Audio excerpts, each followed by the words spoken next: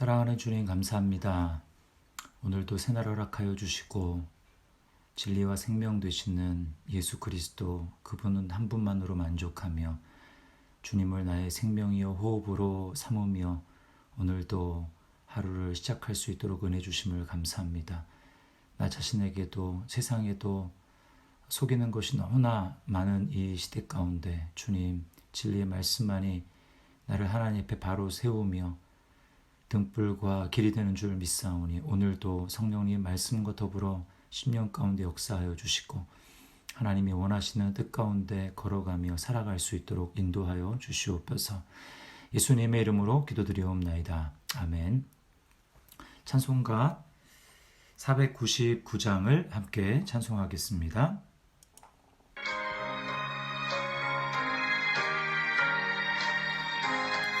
흑암에 사는 백성들을 보라 수많은 심령 멸망하겠네. 그 누가 갈까 주의 복음 들고 생명을 구원하는 곳으로.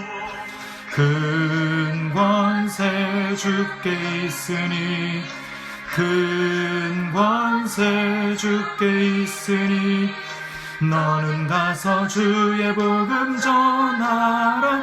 주가 너 항상 지키리라. 구원의 문은 넓게 열렸으니 십자가 군병 일어나거라. 너희의 힘을 하나로 뭉쳐서 죄악의 쇠사슬을 끊어라.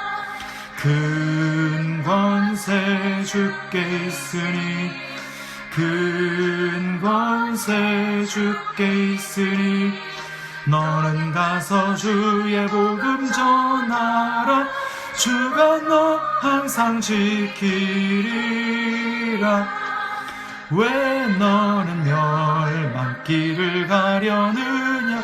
주 음성 듣고 응답하여라. 널 구원하려 예수 죽었으니 생명의 참된 복음 전하라. 큰 권세 주께 있으니 큰 권세 주께 있으니 너는 가서 주의 복음 전하라. 주가 너 항상 지키리라.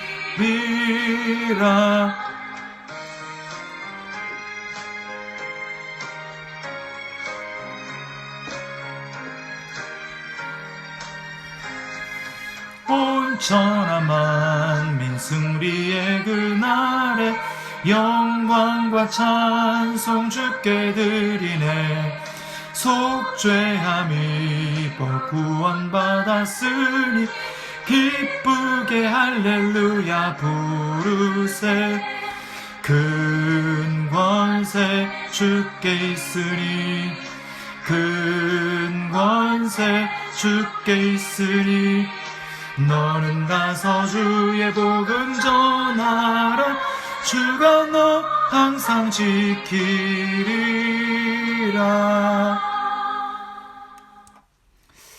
아멘. 우리 하나님 말씀 마가복음 5장 1절에서 20절에 있는 말씀입니다. 마가복음 5장 1절에서 20절에 있는 말씀입니다. 우리 말씀을 작은 목소리지만 읽는 것은 매우 이 새벽에 아침에 또 정신을 집중하는데 좋은 방법입니다. 그래서 크진 않지만 소리를 내서 함께 우리 말씀을 읽겠습니다. 예수께서 바다 건너편 거라사인의 지방에 이르러 배에서 나오심에 곧 더러운 귀신 들린 사람이 무덤 사이에서 나와 예수를 만나니라. 그 사람은 무덤 사이에 거처하는데 이제는 아무도 그를 쇠사슬로도 맬 수 없게 되었으니 이는 여러 번 고랑과 쇠사슬에 매었어도 쇠사슬을 끊고 고랑을 깨뜨렸음이러라. 그리하여 아무도 그를 제어할 힘이 없는지라.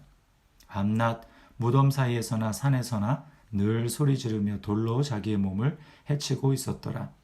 그가 멀리서 예수를 보고 달려와 절하며 큰 소리로 부르짖어 이르되 지극히 높으신 하나님의 아들 예수여, 나와 당신이 무슨 상관이 있나이까? 원하건대 하나님 앞에 맹세하고 나를 괴롭히지 마옵소서 하니, 이는 예수께서 이미 그에게 이르시기를 더러운 귀신아 그 사람에게서 나오라 하셨습니다. 이에 물으시되 내 이름이 무엇이냐?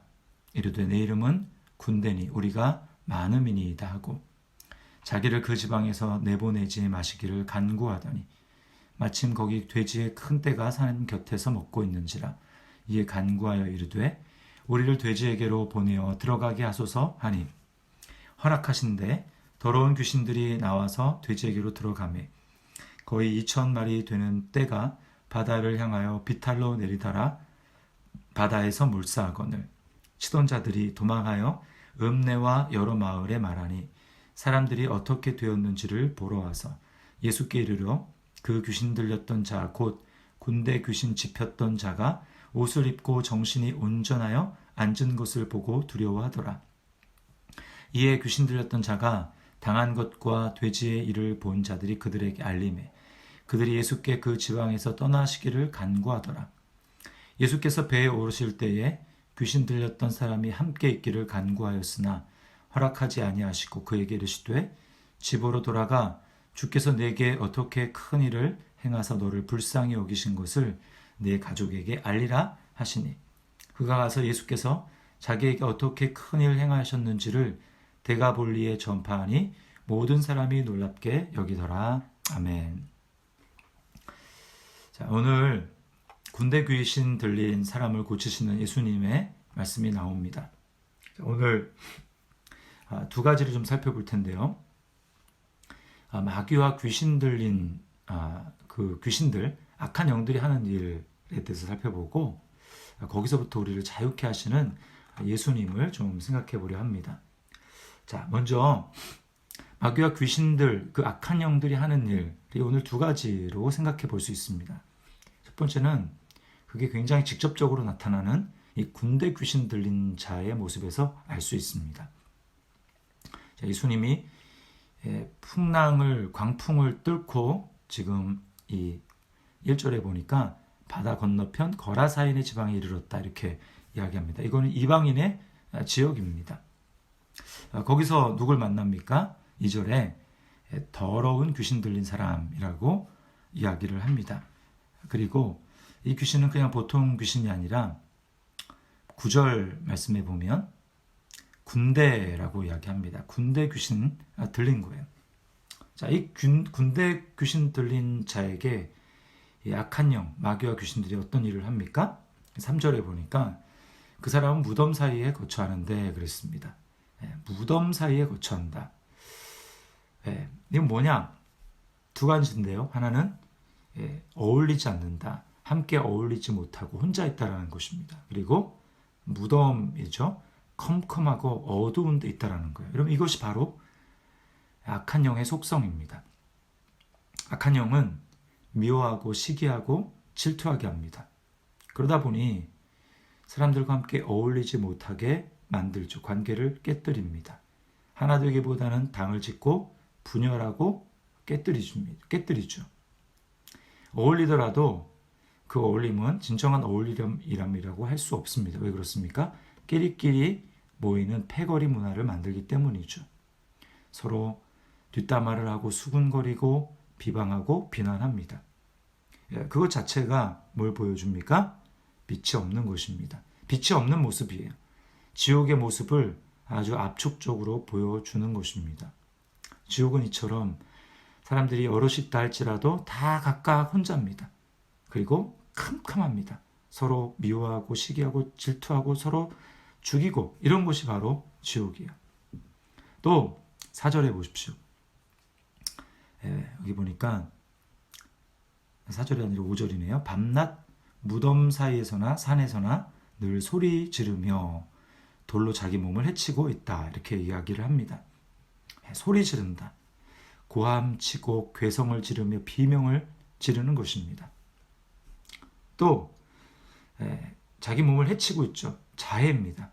하나님이 주신 귀한 생명을 귀하게 여기지 못하는 것이죠.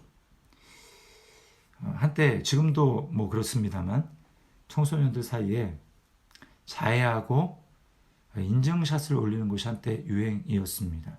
여러분, 이것들은 다 악령의 역사입니다. 사람을 고의로 죽이는 그런 사람들을 우리는 마귀가 씌웠다는 의미로 살인마라고 얘기합니다. 실제로 여러 명을 계획적으로 죽이는 그런 살인마들을 나중에 잡혀서 물어보면 내면에서 어떤 음성이 지시를 내린다고 이야기를 합니다. 죽여라, 살려두지 말아라. 뭘 얘기를 해주는 것입니까? 그들이 악한 영의 마귀의 지배를 받는다라는 것입니다. 여러분, 이것이 바로 악한 영이 하는 일입니다. 그래서 예수님은 예수님이 하신 일과 비교해서 요한복음 10장 10절에 도둑이라 표현하며 악한 영을 이렇게 말씀합니다. 도둑이 오는 것은 도둑질하고 죽이고 멸망시키려는 것뿐이요. 이게 바로 마귀가 하는 일입니다. 자, 또 직접적이진 않지만 간접적으로 나타나는 마귀의 역사가 있어요. 두 번째로 이 거라사 지방에 있었던 마을 사람들입니다. 자, 예수님이 이 군대 귀신 들린 사람을 고쳐주시죠.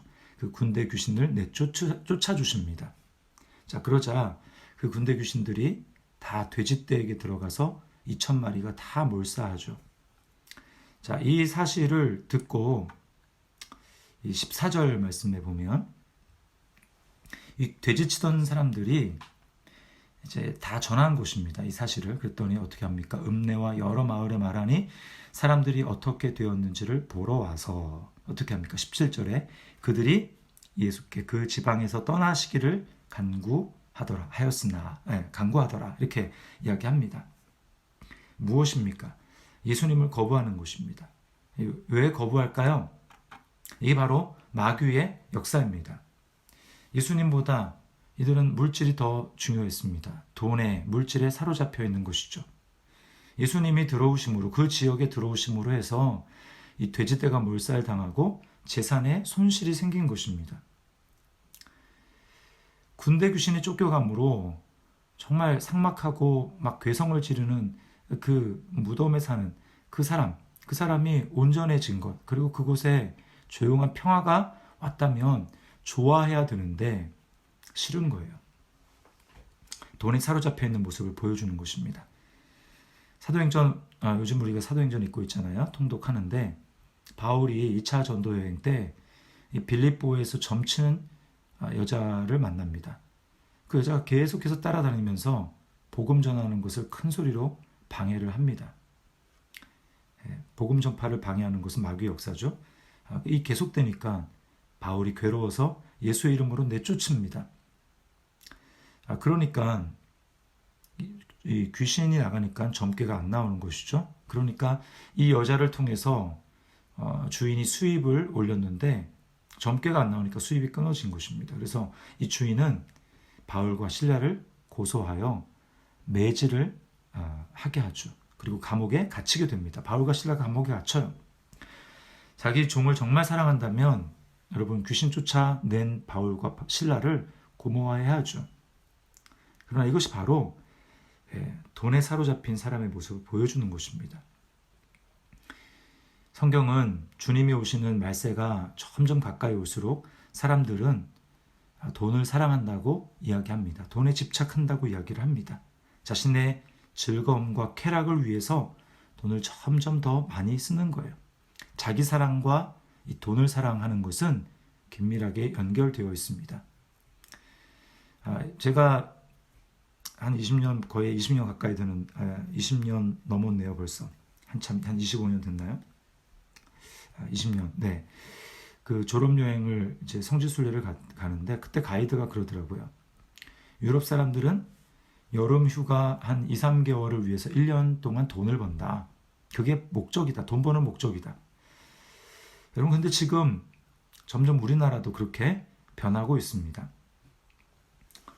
이게 또 긍정적인 의미로 볼 수 있겠지만 우리가 그 목적을 제대로 생각하지 않으면 모든 돈 버는 목적이 자신의 쾌락을 위해서, 즐기고 그런 것을 위해서 돈을 버는 것이죠.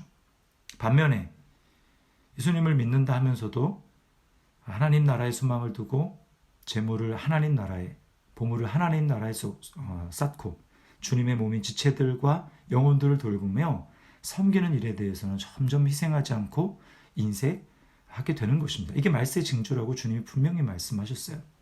디모데전서 6장 10절 말씀에 이렇게 이야기합니다. 돈을 사랑함이 일만하게 뿌리가 되나니 이것을 탐내는 자들은 미혹을 받아 믿음에서 떠나 많은 근심으로써 자기를 찔렀도다.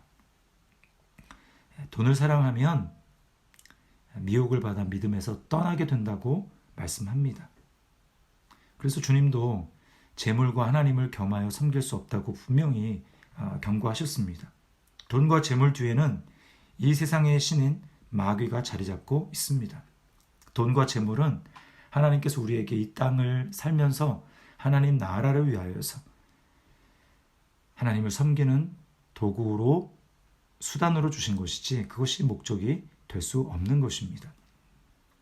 요한일서 2장 15절과 17절 이렇게 말씀합니다.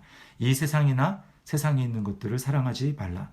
누구든지 이 세상을 사랑하면 아버지의 사랑이 그 속에 있지 아니하니 이 세상도 그 정욕도 지나간다 라고 말씀을 합니다. 지나가는 것에 소망을 두고 거기에 나의 모든 것을 투자할 때 여러분 이 세상이 지나가는 것과 함께 나의 생명과 나의 모든 소망도 사라지게 되는 것입니다.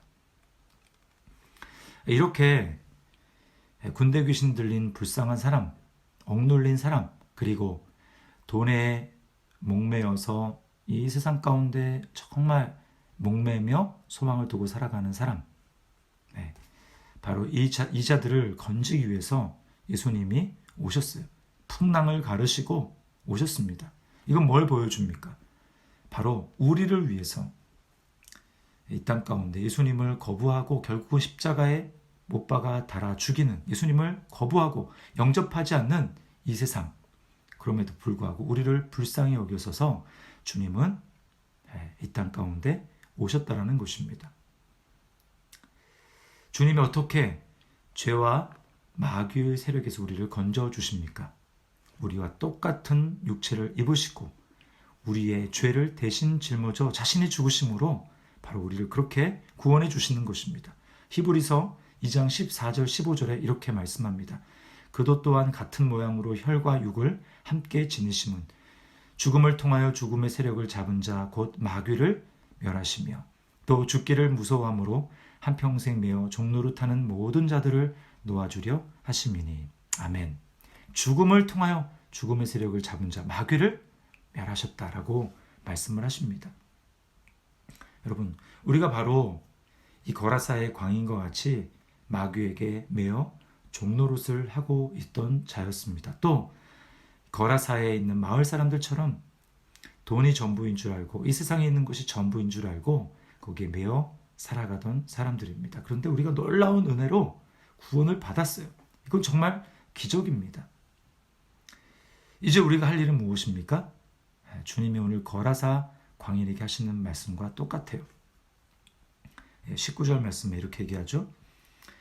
집으로 돌아가 주께서 내게 어떻게 큰 일을 행하사 너를 불쌍히 여기신 것을 내 가족에게 알리라. 또 20절에는 그가 가서 어떻게 합니까? 데가볼리의 전파니 모든 사람이 놀랍게 여기더라. 가족과 그 지역에 사는 사람들에게 주님이 나에게 행하신 큰일, 나의 구원 간증하고 예수님을 전하는 것입니다. 그리고 이것을 위해서 또 하나 해야 될 것이 무엇인가? 15절 말씀에 보면 여기 정신이 온전하여졌다 이렇게 이야기를 합니다. 이 군대 귀신이 나가고 이 귀신 들던 사람이 정신이 온전하여진 거예요. 여기 정신이 온전하여졌다라고 하는 말을 베드로전서 4장 7절에는 정신을 차리고 라고 이야기를 합니다. 기도하라는 말이에요. 베드로전서 4장 7절 말씀입니다. 만물의 마지막이 가까이 왔으니 그러므로 너희는 정신을 차리고 근신하여 기도하라. 왜 그렇습니까?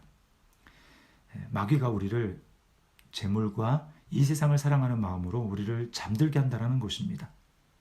이 세상의 마음을 빼앗기게 만든다는 것이죠. 그러므로 어떻게 해요?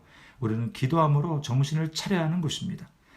온전한 정신을 가지고 나를 구원해 주신 주님 날마다 찬양하고 찬송하고 감사하고 기뻐하며 내게 베풀어 주신 그 구원을, 복음을 전하는 것입니다. 그것이 바로 주님의 뜻을 이루는 삶입니다. 우린 바로 그러기 위해서 부름받았어요. 그리고 주님이 바로 그것을 위해서 우리에게 오신 것입니다. 오늘 이 말씀을 기억하고 어떤 존재로 오늘 하나님 앞에 살아가실 것인지, 우리 말씀을 기억하며 그렇게 살아갈 수 있기를 주님의 이름으로 축원합니다. 기도하겠습니다. 사랑하는 주님, 감사합니다. 영 죽을 우리를 위하여 예수님이 우리의 죽음을 대신 죽으시고 우리를 죄에서, 이 세상에서 마귀에게서 건져주시고 영원한 하나님 나라의 소망을 갖게 하시고 참된 자유를 허락하여 주신 것을 감사합니다. 주님, 이제는 우리가 주님의 손과 발이 되어 주의 복음을 증거하며 예수님을 여전히 거부하고 있는, 재물에 사로잡혀 있고 여러 가지 악한 영에 사로잡혀 있는 그들을 불쌍히 여기며 그들의 영혼을 위해서 기도하며 그렇게 살아갈 수 있도록 인도하여 주옵소서.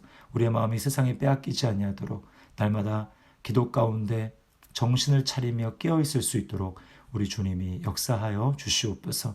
그래서 하루를 살아도 주님의 영광을 위해서, 주님의 사명을 위해서 살아갈 수 있는 삶이 될 수 있도록 오늘 하루도 성령님 우리에게 말씀으로, 능력으로 함께 하시고 동행하여 주시옵소서. 예수님의 이름으로 기도드리옵나이다. 아멘. 하늘에 계신 우리 아버지여, 이름이 거룩히 여김을 받으시오며 나라의 마옵시며 뜻이 하늘에서 이룬 것 같이 땅에서도 이루어지이다. 오늘날 우리에게 일용할 양식을 주옵시고 우리가 우리에게 죄 지은 자를 사하여 준 것 같이 우리 죄를 사하여 주옵시고 우리를 시험에 들게 하지 마옵시고 다만 악에서 구하옵소서. 대개 나라와 권세와 영광이 아버지께 영원히 있사옵나이다. 아멘. 오늘도 기도로 깨어 승리하는 저와 여러분들의 삶이 될 수 있기를, 또 기회가 되는 대로 복음을 전하는 그런 삶을 살아갈 수 있기를 주님의 이름으로 축원합니다.